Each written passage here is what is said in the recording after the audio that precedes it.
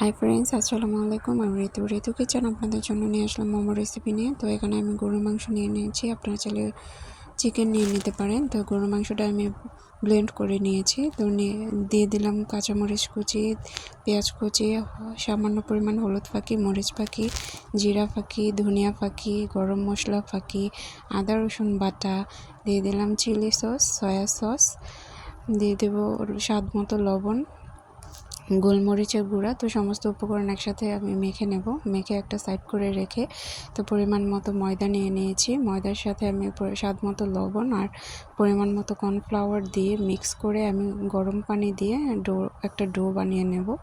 তো ডোটা এরকম হবে। তারপরে আমি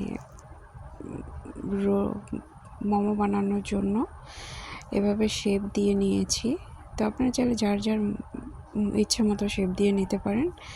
তো এই তো এভাবে আমি প্যানের মধ্যে মোমোগুলো দিয়ে হালকা পানি দিয়ে তো আমি ঢেকে সিদ্ধ করে নেব।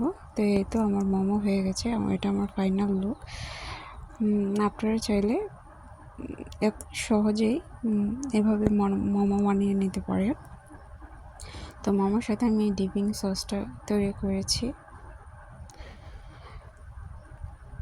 ভালো থাকবেন সবাই।